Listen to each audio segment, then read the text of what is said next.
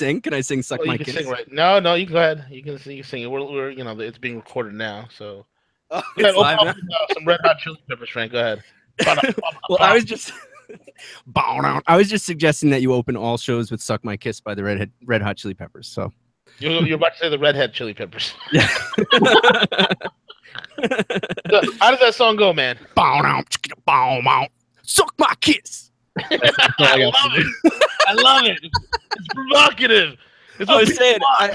I all of a sudden, I got in. I always, I don't know. I always had this. I always treated the Chili Peppers as this like second-rate '90s band, and then all of a sudden, I'm like, what was I thinking? This is the greatest band ever. And my kids are like, can we please stop listening to the Red Hot Chili? Like, like what happened to Dad? We were listening to like Metallica last week, and now we're all, like quickly checking the channel because he forgot the lyrics to "Suck My Kiss." And I had a car full of kids last week, and it comes on and it starts. And for those who don't know, it has extremely colorful language. And I'm just sitting there grooving along, and then they start singing, and I'm like, oh man! And I'm changing the channel, and all the kids are in the car, like, oh my goodness, like, my virgin ears, like. Meanwhile, 5 seconds before I picked them up, they were all dropping F-bombs. I'm sure. You know how tweens are. Tweens. Vicious these. But anyway, V, I think you should get the the masterminds of Rogue Money together and say, hey, we should seriously consider Frank's idea of opening. I'm going to do that. I'm going to do that. It's either that or In the Jungle. Oh, okay. Now we're talking. Yeah. Or the theme music for King Kong. One of the two. I'm not sure yet. We'll make a funky version of it. That's what we'll do. That's it. You know what we'll do? You know what we'll do? We'll take the guitar parts to "Suck My Kiss" and sing "In the Jungle" over it. So it'll be a and then it'll go "In the Jungle." It'll be awesome. Oh, that would be.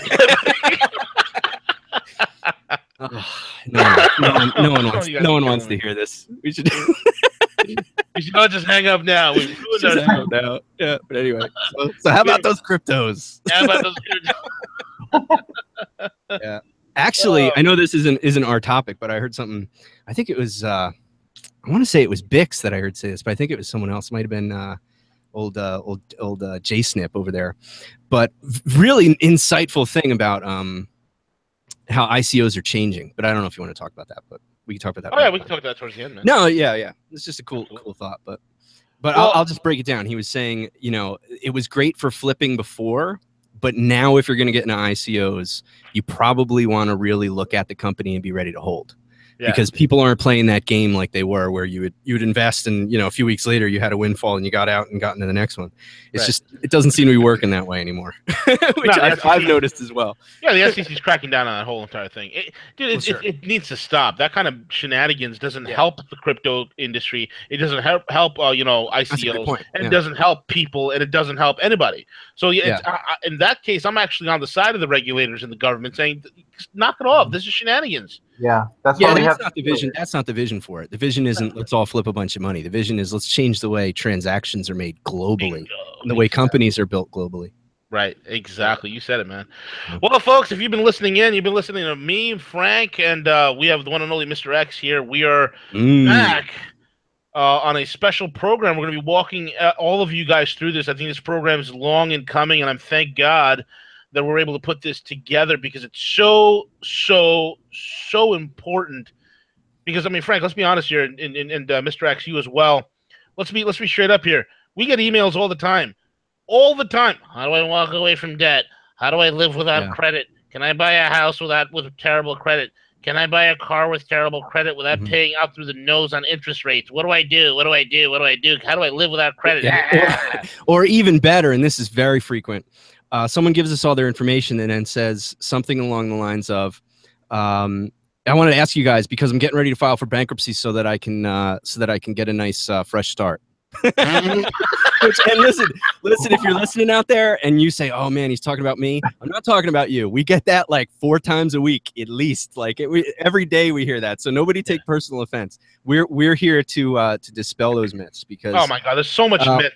The things that people think are going to help them the most are exactly the traps that the bankers laid out for them.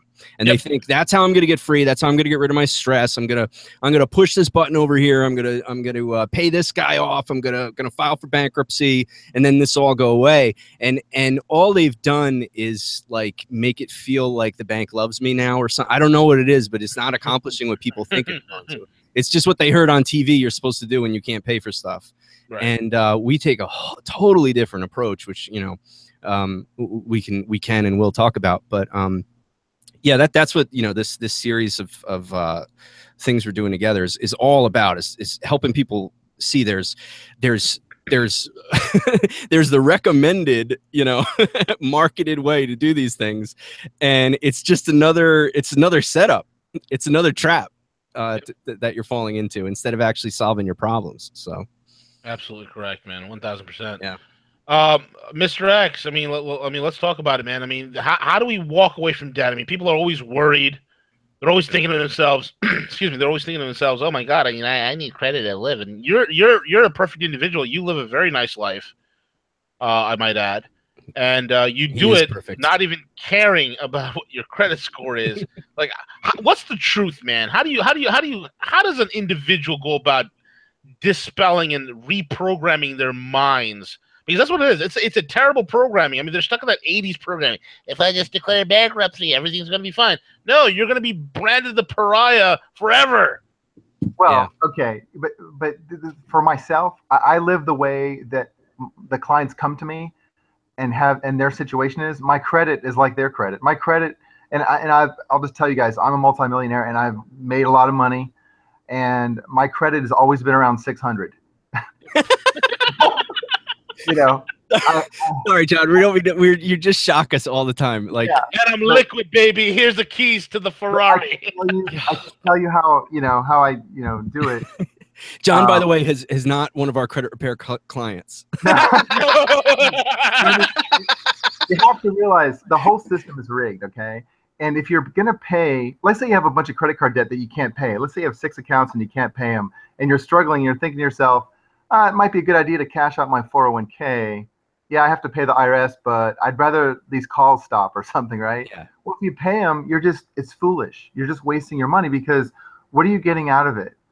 You're not going to get something. You're just going to pay for what? To keep keep your score up? And so that's what the system is designed for. Because people go, well, I got to keep my good credit because, and we've talked to so many people, Frank, you know, last week, you know, and the last week they're talking about, I can't get a new car. I'm trapped. I'm stuck. I can't get a house. Yeah, oh my very God. common conversation. Yeah. Oh my God. I've bought houses. Yeah, it doesn't matter. People even look at my credit because of the deal that I set up. And it's not hard. You don't have to be some kind of genius. This is sorry, go ahead, John. I didn't mean to step on your head. Like the last deal I got, okay, so we just got a rental, okay? And we had to go through, instead of 2 properties that were good properties, we had to go through 20. So we looked through 20. We finally found the deal where the person's like, I like cash. Here is cash. Thank you very much. And we got the deal, right? And we pay. And all I had to show them was like a balance sheet. See, you got to find some smart people. If you're going to talk to an idiot who's a property manager and he's limited to making a decision based on your credit, that you're not talking to the right person. Yeah. That's first of all. That's what you got to think of. But as far as like walking away from it, first of all, realize what you got. You got unsecured credit card debt, for example. And let's say you borrowed $1,000 from your aunt. All right, we'll pay her back. That's real money. Okay, she had to work for that, whatever. But on the credit cards, you don't owe them anything. They treated you, they lied, they created money on your name.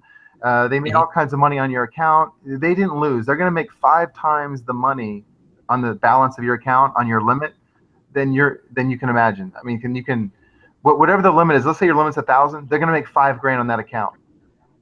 Even if you don't pay, especially if you don't pay, because they got this whole system rigged. So your account is actually a security in somebody's portfolio. In fact, you know what's funny?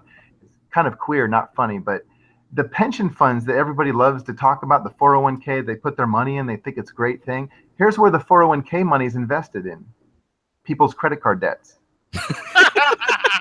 Yeah. So that's great. Your 401k is invested in everybody else's willingness and ability to pay their credit card payments. I mean, come on, and your mortgage, you know, all that stuff. Yeah. So it's all tied up in like, man, if I was going to steal money, that's the best way. I would be a bank. Yeah. That is the best way to steal money. Yeah, and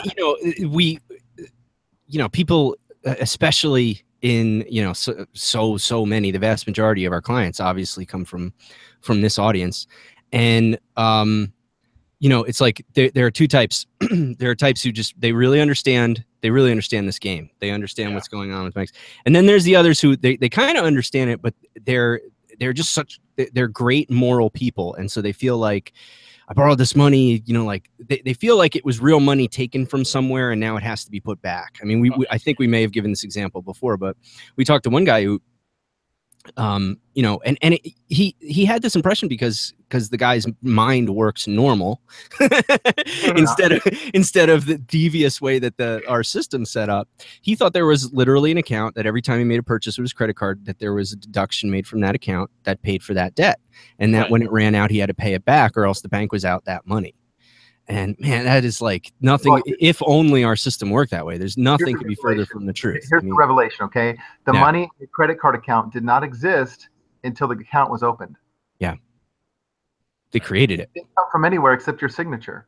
Yep. You created the money, actually. You're the lender. In fact, that's why I started doing this 25 years ago, is showing people, because when I realized that the people that are so-called the debt or the borrower, the consumer, we're the lenders of everything. We create all the money because we go out and work for a living. So the banking system has a clever way of securitizing or creating obligations upon your account, whatever that account is, so that the bank makes money no matter what you do. So it's not your Uncle Bob, okay? If you have a credit card account, that's already insured and they already got compensated. It's done. You don't owe them anything. So what you have to look at, and you have to look at it like if you're going to buy it, like you're buying a homeowner's insurance, right? You're going to say, well, if I live in a hurricane zone, I want to make sure that I'm covered for such and such flood or whatever. Well, if I have credit card bills, like 6 accounts that I can't pay, I'm not going to borrow from my savings or my 401k or my friends to pay it, because now I've just ruined my life. I've just made my situation way worse. What I need to do is stop paying. And what are the consequences? And this is why people try to pay. The consequences are unknown. People don't know what they are. They fear that. That's a great way to put it. Yeah. Yeah. They're going to take me to jail. They're going to take me to court. People actually believe they'll get arrested. Most people don't know V is actually broadcasting from jail right now. Yeah. Most people don't realize that. They should see his facial prison tats. Oh my God. Worse than Mike Tyson. I was gonna say Mike Tyson's got nothing. You know how like people have that teardrop? I have like bananas on the side of my face. So I love talking to people, and they talk about, if I say to them, so what happens if you don't pay? And I hear this silence on the other side, and they're like, I don't know, I never thought about that. And I go, well, tell me, what's your worst case scenario? What do you think is gonna happen? And they go, my credit will be bad, and I might get sued, Then what? Okay, that's it. Okay, so are the Salazzo brothers going to be sent to your house and bust your kneecaps with a baseball bat? Is somebody going to come and kidnap your dog? No. Depends who you borrowed from. Depends on who you borrowed the dog from. Yeah, and the answer is no. Yeah, exactly. Yeah, it depends, right? But credit cards, no, they're not going to do that. They're going to file a bunch of papers. They're a bunch of attorneys, file a bunch of papers, and then what? So what? You have a piece of paper that says you owe money. Okay, so now let's say a year and a half down the road, because you don't pay, someone's going to get a judgment against you, let's say, and he's going to want to try to garnish your wages or take your bank account money, levy that. Okay, so that's a big risk. If you don't understand the system, well, that's a legitimate concern. And same for credit. I can't buy that new car. My car's broken down. I got to get a car. And people are trapped in this tunnel. They think that they can only get a car with good credit. So I'm here to tell you, no, sir. You don't need good credit, especially in the next 6 months and the next year. It'll be so much easier to get a car. Yeah, especially Ford. Ford is doing away with credit because they have so much overflow. I challenge anybody. And Mr. X, you and I had this conversation. Frank and I had this conversation. Go drive around. We always tell people, go drive around your local neighborhood dealerships. There are overflow lots. I mean, there's a local dealer here. It's not a major dealer. It's not a big dealer. It's not a one of the busiest Chevy or GM dealers in New York State. This is a small one. And to say that it's a small one, on top of it, they have no more space on their lots. That they rented parking space from the hotel Holiday Inn next door to park their dealer cars because they can't move inventory. I walk on inventory for the new car lot. There are still 2016 models on dealer inventory with like 0 miles on them. Yeah. I see it here. Everybody I talk to, I ask them. It's always the same, and they're overfilling. So you should be able to get smoking deals and not be some kind of genius. Yeah. I mean, if you just know a couple, like you just said, just shop around. Yeah. I mean, and I tell people, like, if you have bad credit, like I buy one car that's new for my family, and every once in a while I get a used one. And so I'll get a car that's like anywhere from like 2 years to 6 years old. Right. And I'll go in and put 50% down. And they'll finance it, no problem. Yep. You know, and so I mean that's one way to do it. But you know, I mean there's a technique. I don't know if you guys want to cover that, but when it comes to the scary parts, we can cover that. When it comes to the scary parts about having the debt and then thinking I have to pay forever or else, realize that what you need to do is focus on the risk you have to your cash flow, to your family. What is my risk? And who gives a crap about these people? The banks, who cares? They're going to eat their lunch. Okay, they're not going to starve. You got to be concerned about your cash flow. So let's say the risk is this. Let's identify it. Let's put it in words. So you get sued and you get a bank levy. All right, that means, let's say you owe 10 grand and you got 10 grand in the bank. The judgment would allow the attorneys to swipe the whole 10 grand at once on your account, right? So when I say that to people, you can hear this like, oh, you know, this terrified, oh my God. Okay, well, here's what you do. You change the way you do your bank so that you're not the signer for the account. Well, you're not considered the owner of the account. You make it so you're an agent of the owner of the account. It's so simple. If only there was a company that could help people set these really. things up. Use the signature card. Now check this out. So they apply to the court for a bank garnishment, right? And then there's nothing to garnish. They go looking for your account, and there's a software they use. Here's what the attorneys do. They key off your SSN, and they sweep the whole country for wherever you have a bank account where you're the owner of the account with your social security number, okay? And when that pops up, they make sure that's your account. Like if you're a signer for the homeowners association or your church, they can't take that money, obviously. So they're gonna weed that out, or they won't even see it, right? So if you just go change your signature card and make it look like you're the signer for your church, again, when they go do a levy, it won't be on the grid and they won't take anything. I don't care if it's the IRS. And that's where we at RemainCalm, we offer the smart banking option, which you guys have come up with. It's brilliant. Yeah.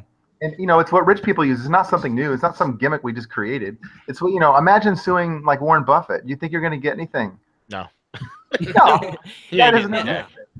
I mean, he can't write you a check for $1 million. It's not his money. He has to get permission. So, but yeah, I mean, it's so simple. It's not expensive. You don't need to have 20 grand to set up some sort of structure. That's not what I'm talking about. We're just saying, look, there's a simple way to change the signature rights on your account so that no one can levy the account. Exactly. And then the next, and it's such a simple fit. Well, I mean, we've made it really simple. It's not a simple thing to do, but John has made it simple. How long does it take to open a bank account? Like an hour? You have to go there with ID and stuff. Okay, that's how long it takes to open the account the way we show you. Yeah. Yeah, 10 by the time we set it up for you, 10 minutes on your computer at home, typing a few things into a website. And then you take those documents. I mean, we give you detailed instructions on how to do it. It's just incredibly simple, and the safety that comes from it, the feeling of like, okay, because what we usually do is we'll tell a person, okay, you got your old bank accounts, that's fine. You're going to want to make like a transition period. Just make sure you're not keeping too much money in those old bank accounts, and start transitioning into your new smart bank account. And these bankers, they think you're some kind of trust fund baby when you walk in there. Oh yeah, they do. Well, I shared this. I think this is on the video on our website, but this was actually my wife. I set it up for my wife, and she goes to open a bank account, and whatever it was, this bank, they had like a minimum requirement for their checking accounts, and I'm not even sure the info they gave us was true, but we didn't want to keep that amount of money in the bank. We just don't. We don't like to keep a lot of money in the bank because, you know, because we're us, we're paranoid maniacs. We just don't want to do it. So plus we just don't want to do it. So she's talking to the lady about it, and the lady looks at her, the banker looks at her, and she's like, why do you care? If your husband set this up for you, you must be doing incredibly well. So the fact that she was using the tool that we provide people with, her experience as a banker was, this lady's got to be, she goes home and she bathes in, you know, gold coins and dollar bills, because $100 bills. She just couldn't even believe that she was talking to her about minimum balances and stuff like that, because she just assumed like we couldn't do it, so that's why we didn't want to do it. But that was the whole thing, was we don't want to keep a lot of money in this account. It works for anybody. It works if the IRS is trying to levy. It works if someone sued you for $1 million. It doesn't matter. Yeah. Yeah, and you know, like, just to set it up, you know, make it real practical. You know, we as John said, we have this conversation frequently, where someone calls us. You know, we had. I mean, I was going to say one last week. We had several like this. Someone calls us, and very often, and this always kind of breaks my heart, V. I'm sure you've had this. I mean, you've talked to so many of our clients yourself. One of the first things, especially when new members join, a lot of times if we get on the phone with them about something, one of the first things they do, or they'll even do this, like when we had our old setup forms, it asked for more detail than we do now. It asked for, like, you know, what's your situation? And one thing that kind of always broke my heart is the story of, like, let me tell you why this happened, because I don't want you to think that I'm, like, irresponsible or something. Yeah. You know, and they would sort of, they give you this, like, you know, I lost my job, there was an illness, there was a death, there was a layoff. And, you know, and it's not just info. You can tell it's like, I just want you guys to know I'm not a bad person. That's not why I need your help. I need your help because of this horrible situation. And it's like, if they only knew who they were talking to, like, because we're like, man, you don't need an excuse. Just, like, we're so excited to see you get out of this, no matter what brought you here. The last thing you got to do is justify yourself to us. We're just so excited that we can help you with this stuff. And there's nothing to apologize to anyone about or explain to anyone. 1 billion people have been in this situation before, and you just happen to stumble upon an incredible solution to it. But what I was going to say is, the content of the conversation will be something along the lines of, I'm in a position now, we you know, because of whatever, job issues, illness, got to take care of my my aging mother who just moved in, whatever it is, we ran up the credit card bills, and there's just no way. Or, you know, very common, I mentioned the aging mother. I have a few people like this where they contact us on behalf of that aging parent. And they're saying they racked up a bunch of credit card bills, and they're having to choose between paying real bills to keep the lights on or to put food on the table and keep up with these credit card bills. And they want to know what can be done. Can they do anything about it? Yeah. And, you know, John hit on something really important before, and there's a bunch of aspects to this. One is, can you safely, especially, and let's talk about the most simple of all. There's all kinds of stuff we help people with, but the most simple of all is just credit card debt. And so many people have that issue. Is there a way to safely never pay them again and not have to worry about your bank account getting garnished or your wages being garnished? And the answer is absolutely yes. 100%. There's a way to do that. 100%. Nothing new. It's just looking at, you know, candidly, pragmatically looking at the risk and seeing how that risk is there, seeing what rights that a creditor would have, and then you exercise your rights that most people don't know. Like, if you go to an attorney, he's not going to tell you what we're telling you. No. He's just going to say, not in a million years. Yeah. Bankruptcy is nothing but a brand, okay? It worked in the 80s. You could save your house, maybe your car. Now it's not. When you go into Chapter 13, you're just going to get into a payment plan. And if you qualify for Chapter 7, you shouldn't file in the first place because you're uncollectible. You don't need to go to bankruptcy. I love when you break things down like that. If you go, I mean, but go to an attorney. What is his job? His job is to sell you forms. Now, the forms he sells you, they're free, okay? But because he's an attorney, he's going to charge you up to $4,500. They usually start out at $1,500, and then they'll end up getting $4,500 out of you. when it's done. And $4,500 to give you a payment plan, not to give you protection against ever paying again. Yeah, that's just to be your attorney. That doesn't talk about your payments, and that doesn't talk about, like, I've talked to many people that they're trying to stop a foreclosure, for example. They filed a Chapter 13, and 6 months into it, they realized that 80% of the money was going into the trustee, like his fees or something, and 20%, and they were defaulting on everything, and they didn't even know it because the trustee wasn't paying the full bill. Oh yeah. Happens all the time. You know how many times I'm dealing with clients who are dealing with foreclosures. This is about a year ago. Helping some clients out with foreclosures. They have a foreclosure going on, and we contacted me and my buddy who's like doing helping these clients out, and my buddy's like, hey, who's helping your foreclosure? Oh, law offices of such and such. Okay. How long have you been paying them? Oh, for the last year and a half. How much are you paying them per month? Oh, we're paying about $800 a month. Well, at least I don't have to worry about this. They'll take care of it. And all of a sudden, we call the bank, the foreclosing bank, and the bank's like, no, we haven't heard jack diddly from the attorney's office. They don't do anything. And then in the end, they just say, well, sorry, you lost your house. That's what they do. They are suckers and scammers, Boopy. Believe me.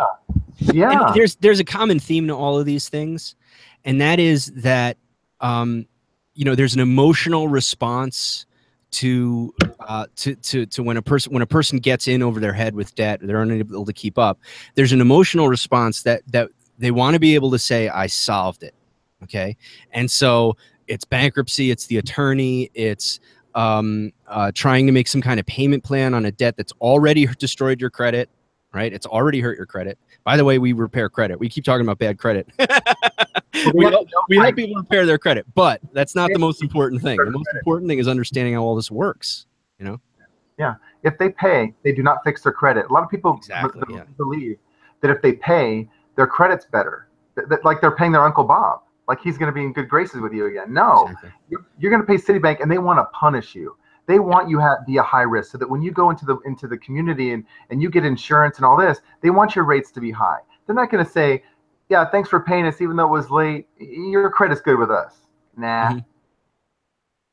Payment does not fix your credit. And even when you're dealing with like late payments, people think if I just get caught up, then it's going to reset. Once you're in default, never try to catch up. Once you're in default, never catch up. The risk is too high. And look, even if you could pay off, I mean, it doesn't even make sense. If you owed 10 grand and you could pay off 5, let's say you just won the lottery, right? I still tell you, do not pay.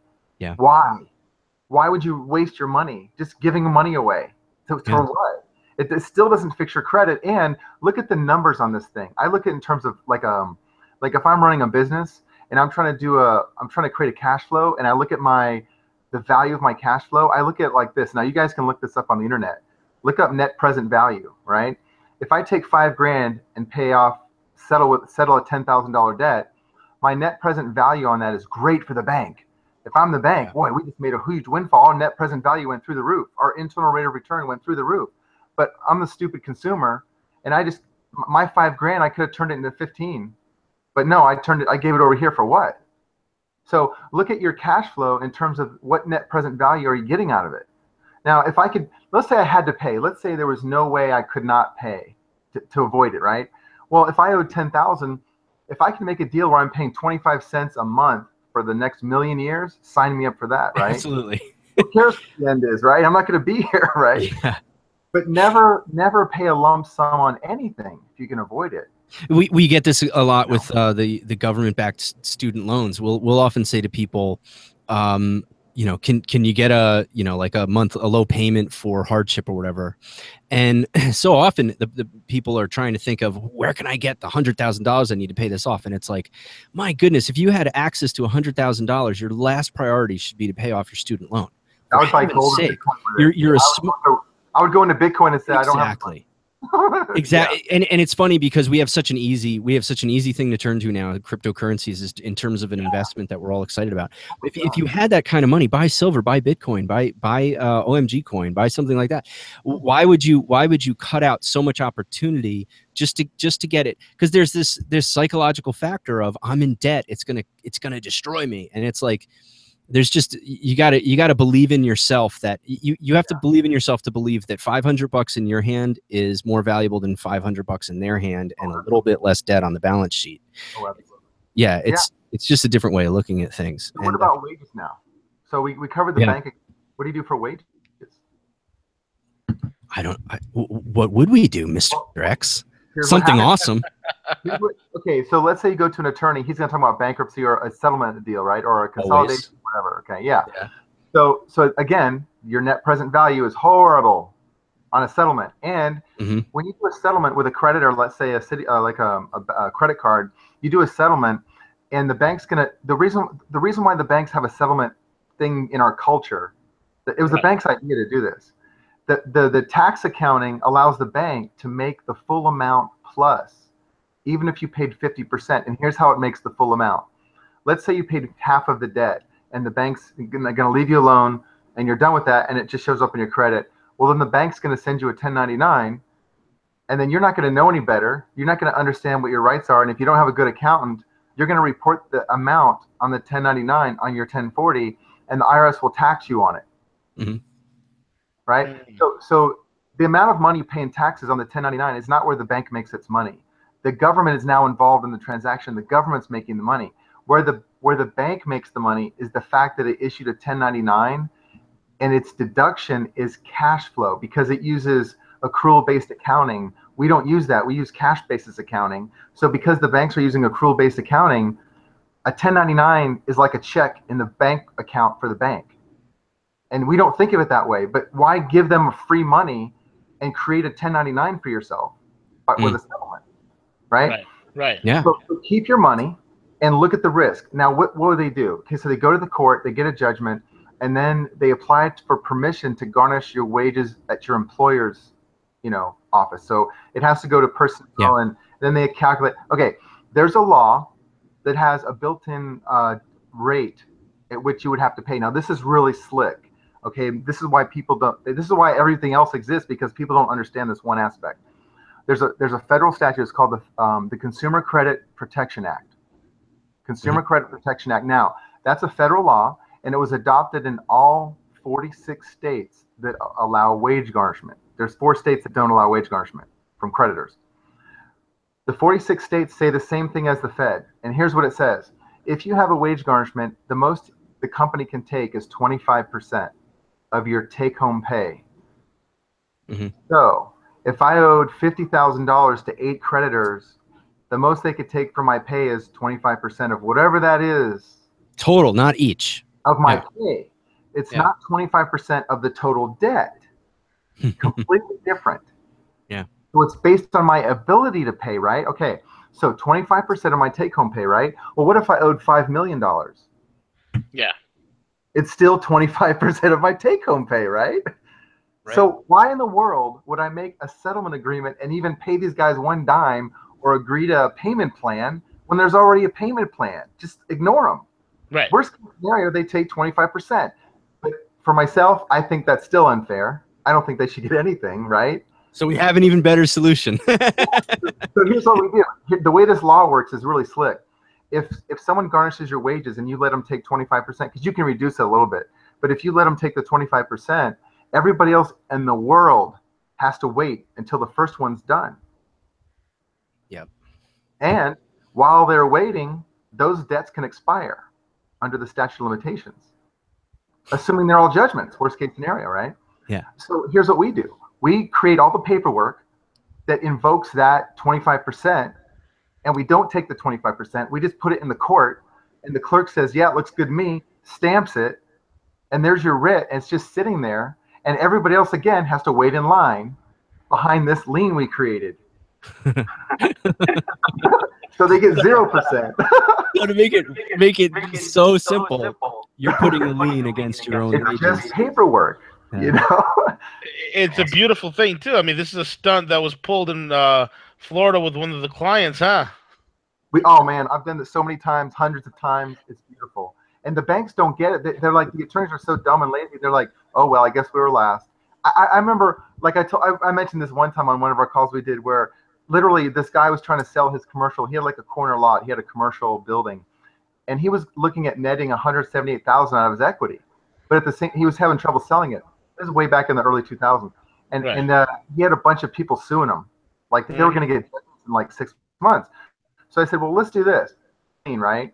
And the lien was for this huge amount, like $250,000. So that was the first lien. And then after that, he got like 4 judgments against him. Now, those 4 judgments may have been like maybe 100,000. So that's a big chunk of his equity, right? So the lien holder was his company against his equity in the property. We created that lien.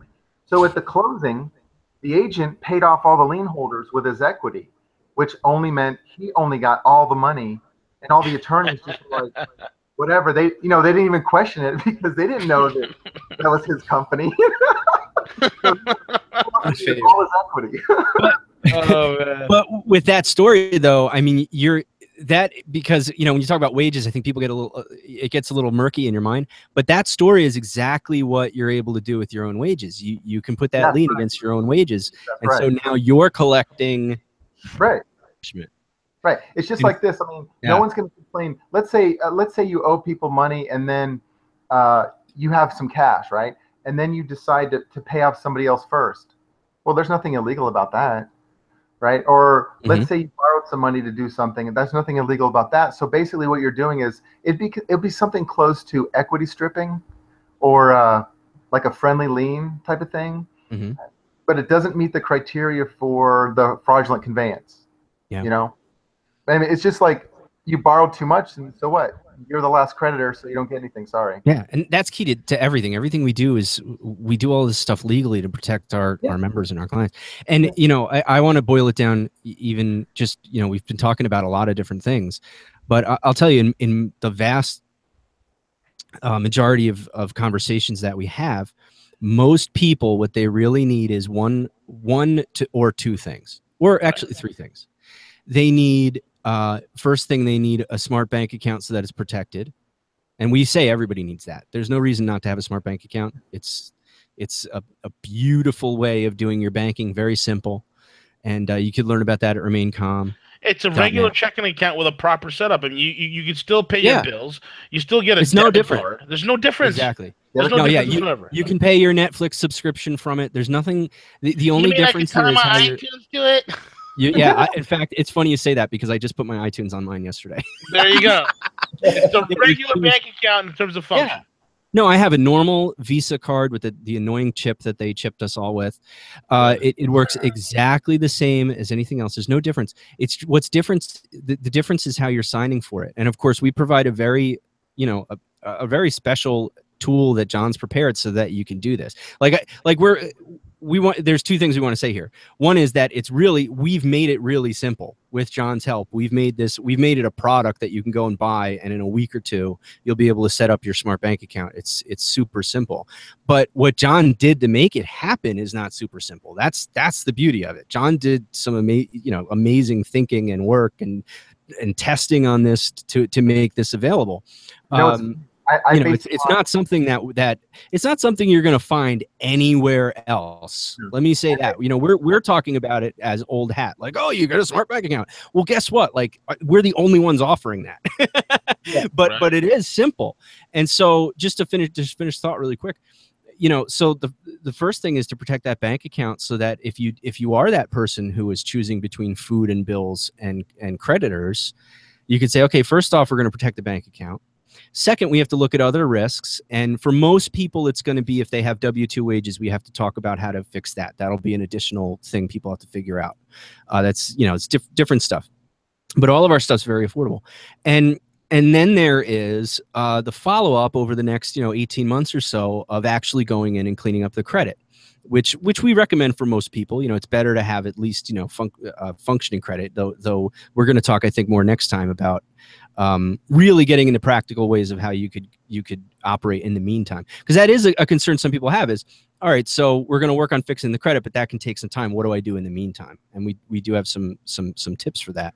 But the thing is, people will get stuck in that cycle, and John hit on this before. It was a point I wanted to bring out. They'll get stuck in that cycle saying, I got to keep my credit good so I can't default on all these things, but I can't keep up with my bills.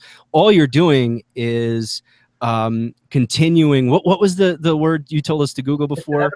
You're just delaying the inevitable. You're just going to cost more to get to it's going to happen. Yeah, absolutely. But you were saying, what was it? Net something value? I can't remember. Net present value. Net present value.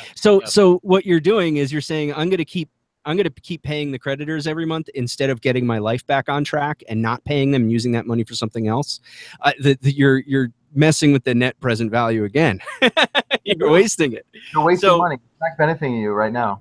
Not. Yeah. So don't delay on it. Go and find out what you can do. And there's another aspect to this too, and that is to learn. I used to at one point I was an adjunct professor, and one thing I learned with a lot of students was there is a segment of the population, and in fact, you know who it tends to be? This was some research I had done. I forget where I got this from. I don't know.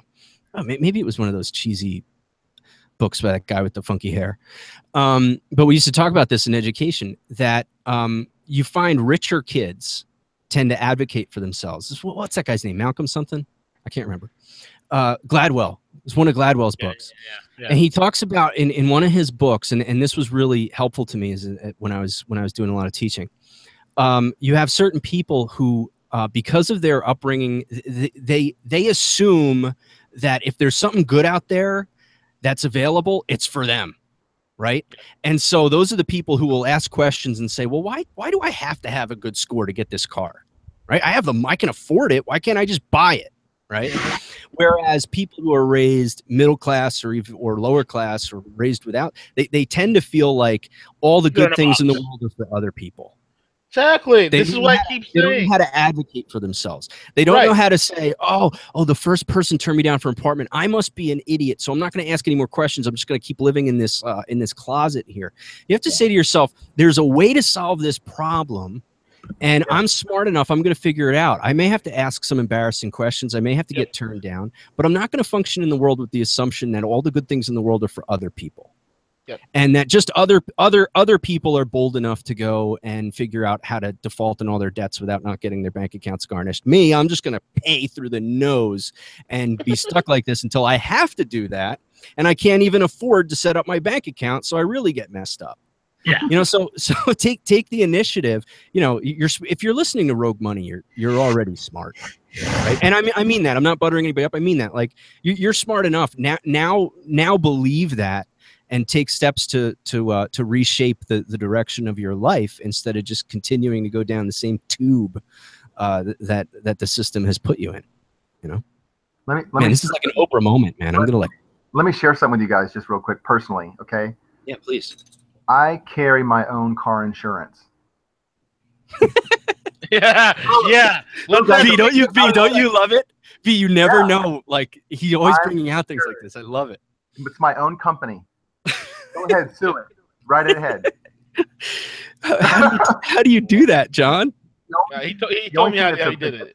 Oh, that's awesome. Yeah, the only thing that's a detriment is if someone dings my car, it's on me, But I don't report it. My rates don't go up. Oh my goodness. It's my cash, and I'm betting on myself to drive safely, and I do. I've never had to deal with anything. But I'm covered, and I don't have to answer to insurance companies. Yeah. I'm just saying that because it goes along with what you're saying, Frank. I mean, yes, no, totally. I see exactly what you're saying. He says it right, man. He says everybody's got to hustle, but you've got to figure this out a little bit. You got to think this stuff through. Yeah.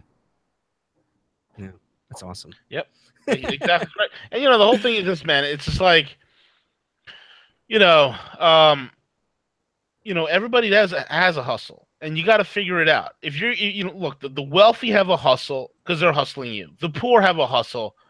They're hustling you. I've been to some of the poorest areas in New York, and I always sit there in fascination. How are somebody who's supposedly on welfare able to afford a pair of Air Jordans? And I've also been around people who were on welfare and on food stamps and lived in a damn near $1 million home because they had a hustle. They know how to milk the system. I knew somebody who on paper made literally walked into a bank in my own eyes, saw the guys saying, yeah, I only make $27,000 a year, and wanted a $150,000 line of credit. The banker laughed at the guy, and the guy says, the banker's like, you're gonna have to show me more than that. And I'm watching this, and the guy's like, well, how does $36,000 a year in food stamps? How does that work? Does that count? And the banker laughed even harder. And you know what he did? He went back out, did some things, came back, and the banker's boss the next day approved the $150,000 line of credit. Holy cow. This is about incredible. hustle. You know what? But because the middle class, if you're a middle class person, you're a sucker. You're the Yeah. sucker who pays through the nose for everybody. You're the sheep. Bah, bah, bah, sheep. That's you. And this is why you guys listen to Rogue Money. You need to figure out how the game works. Stop thinking this is real life. It's not. It's a game. Yeah. And when you understand it's a game, you begin to start playing it in order to win. Otherwise, you wind up being a loser. Oh my God, what do I do? I have to declare bankruptcy. I mean, Frank, you and I both know like family members who've been through bankruptcy. I mean, you've seen the pain. You've seen how people go from living in a home. Huge blessing to their life. Yeah, it's a tremendous blessing. You see people who once had a home, now they're living in a hovel. Yeah. Yep. You know, and they're saying to themselves, well, honey, it's going to be okay. We got another 10 more years, and hopefully our credit will go up 5 points. God help us. Yeah. That is the definition of slavery. Yep. Yeah. You have this mark against you, which we help people remove all the time, by the way. You have this mark against you on your credit. And the funny thing is, it's just this little record on your credit. That's all it is. I mean, you know, in terms of what people see. And it just destroys them. Temporary. It does go away. I mean, if that's important to you, it does go away. But you can't run your life on what other people report and collect on you. Yeah, exactly. Yeah, totally. And you know, I was thinking this too. Let's like just a quick scenario talking about changing your life. Let's say you've got let's give a modest number. Let's say you're stretched to the max and you're paying $1,000 a month on keeping up with your credit cards, which that's probably pretty modest amount. Yeah. And you know you're stretched as far as you can, so you have zero money available for opportunities. You just wish you could get into cryptos. You wish you could invest in the latest ICO that's being announced. You wish you were able to follow BIX and get a bunch of SALT tokens, and there's just nothing there. And you're already at your max, so you're not really, your credit isn't that great anyway. You're not really going to be able to get much more. You certainly wouldn't be able to keep up with the payments if you got more and you spend it. Right, so the shell game is kind of run out. Would you be looking at now if you stopped paying that, and let's say 500 goes into your, you know, making your expenses a little bit more flexible, and let's say instead of $1,000 a month, you break that in half. 500 goes into your quality of life, and 500 goes into your Coinbase, which you use to distribute into the various ERC20 coins. And Bitcoin and Ethereum and Litecoin, and you pick up a little bit every month, about $500 worth a month. What's that going to look like 2-3 years from now? You'd be way ahead of the game. Absolutely. Yeah. That's what you do. Be awesome. You'd be way better than you are now. Whatever asset. I mean, if you took let's say your $1,000 a month, and let's say you want to keep one credit card. So let's say you're keeping $800 a month now, and you're paying $200 on credit. The rest you just dump them, right? So you take $800 a month, and a lot of you probably won't relate to this, but I can just give you an example, okay? I'll take my $800 a month, and I'll wait like 3 months, and I will go buy a business in my town. I'll buy, like, I live in Florida, right? So I can easily buy a lawn maintenance company, and you might laugh and say, "Oh, that's funny, a lawn maintenance company." Yeah, well, that's making me $25,000 a year, and I don't have to show up there. Wow. And I can buy that thing for a few grand. Wow. I can buy an asset for a few grand. I can buy the car wash too with no employees. I can buy the car wash that's a vendor. Like Walter White. Yeah. So that's what you want to be thinking about is, okay, well, what am I going to do with this money here? Put it in my shoebox or put it into something that's going to pay me? So start thinking that way. Oh, even better. Yeah. It's awesome. Now I want to buy a lawn maintenance company, John. Why not? You got me so excited. Buy some property managers, buy a laundromat, you know.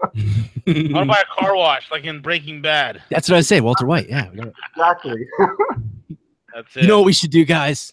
We should totally cook meth. No, sorry, I went too far. I always now take you've too gone far, off man. the deep end. It's Sorry, first man. you opened up with the whatchamacallit? You don't know those guys, Red Hot Chili Peppers. Suck my. Can you like when this posts? Can I you see call where this this is going, episode? man. Can you call this episode "Suck My Kiss" with RemainCalm? I will call this episode "Suck My Kiss." That's gonna be way better than defaulting on dead or whatever you were gonna call it. Oh my god! Yeah, that's what I was gonna call it. All right, Jen. It'll probably get banned because I sang a line from the song. It'll be like a copyright violation. Probably. Demonetized. Suck my kiss. And we'll be over here, a bunch of conspiracy theorists blaming the bankers, and meanwhile it'll be because Frank was singing Red Hot Chili Peppers. We'll all be self-righteous. They banned it because we stuck it to the bankers, and meanwhile it's it was a copyright violation. Yeah. Oh man. All right, gentlemen, in closing. All right, just to recap everything, Frank and John, aka Mr. X, how do you walk away from debt? Recapping, and what should they do next? How do they get the process started? Go ahead. I'll start with you. Mr. X, and then we'll finish up with Frank. I tell people, make a list of what cash flows you're paying out. List all your creditors. List all the bills you're paying, and look at which ones are benefiting you. You're paying your light bill, so keep on doing that. But your credit cards, you really don't need them. I mean, unless you need one account. So make a list on a piece of paper, because then it becomes rational. You can focus.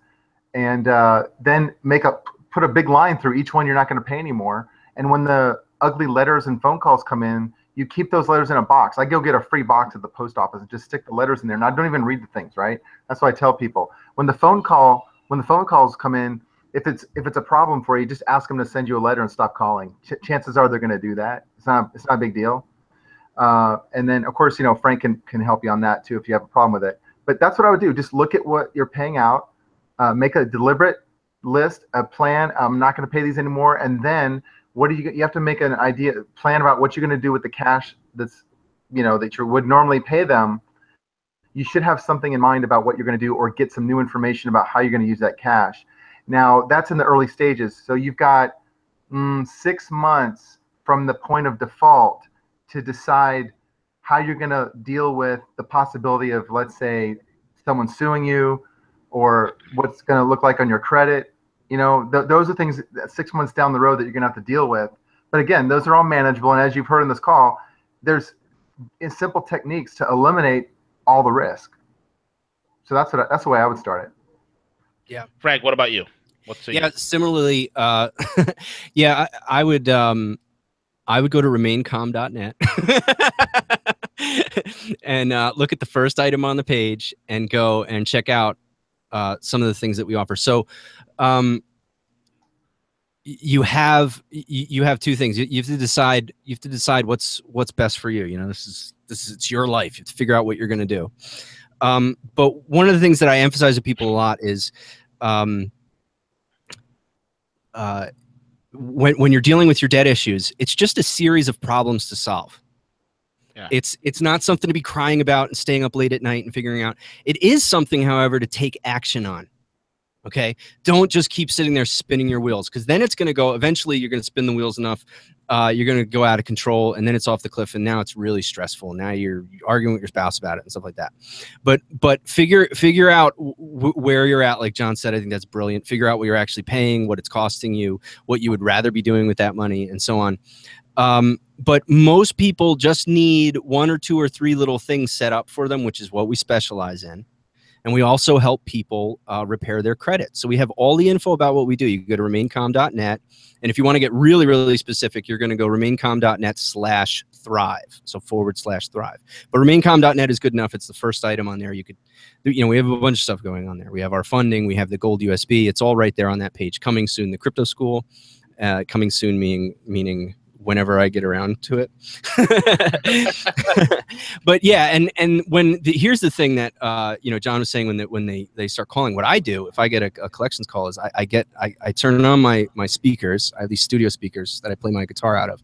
I crank up Suck My Kiss, and I answer the phone and just put it against the speaker and go get something to eat. That's what I do. So that's what you're saying.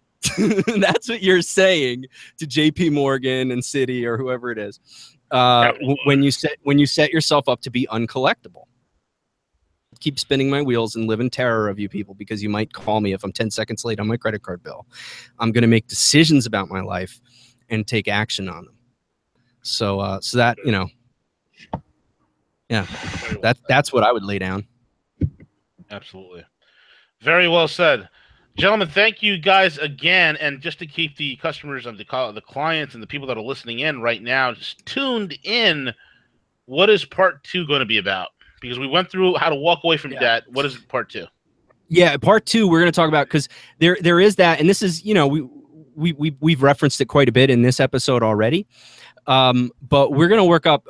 John was going to work on some specifics about like maybe slightly more specific instructions on, because if you're going into this and you do need a car 6 months from now or a year from now, you want to think about that, because the truth is, when you walk away from debt, it's going to hurt your credit, at least temporarily, even if you want to get your credit repaired with us, right? That takes time, especially if you're defaulting on fresh debt. Well, now you got to go through the whole process. You know, if someone comes to us, they're already banged up, it tends to be a little quicker. But when you're about to get banged up, that can take some time. So you want to get your head straight about how to operate in that time frame. And really, you know what's probably going to happen? I think, John, you could tell me if I'm saying the right thing about this. What's probably going to happen is, by the time you start thinking the way John is enlightening you, because John, I mean, really, John, you offer so much, man. There's so much enlightenment there. That's why I laugh, because it's like every time I talk to John, it's like something I just never thought of. It's like, oh my goodness, it's just something so cool. So he's going to tell you how to operate in that year or two where the credit's really funky. Probably what's going to happen is, if you really take his advice, you're not really even going to be that worried about it in the future. Yeah, it's not going to be the way you operate anymore. We could cover how to get a car, B. I mean, on the next one, I'll go into all the detail about how I do it and how you can do things. That'd be a good, yeah. Maybe an apartment. We could do apartments, and also how to buy a house. Awesome. You know, it's easier to buy a house than rent an apartment. Wow. You'd be shocked. Cool. Yeah. Absolutely. Yeah, that's what I mean. Like, who says it's easier to buy a house than rent an apartment? John experiences the world differently than other people, and that's what we need from him. And that's the difference between a wealthy mentality and a middle class mentality. Yes. Yeah, this is part of the deprogramming. So I think this is one of the most valuable shows you guys are, and probably one of the most valuable solutions-based series you're ever going to listen to. So keep it. We got a long list, man. We got a long list. Yeah. We got one more. What about we got to cover the phone app, man, that gives you a ghost phone. Yes. Oh, it's on the list, man. The ghost phone. We got to get into the Silverback, which is right around the corner. I can't wait for the Silverback to come out. Real solutions, real solutions to real problems. Keep it tuned right here, folks. Don't freak out. Remain calm. Check these guys out. Check us out. I'm there. I'm part of the crew. I'm part of the team over here. RemainCalm.net. This is the Gorilla with Frank and Mr. X. We're over and we're out.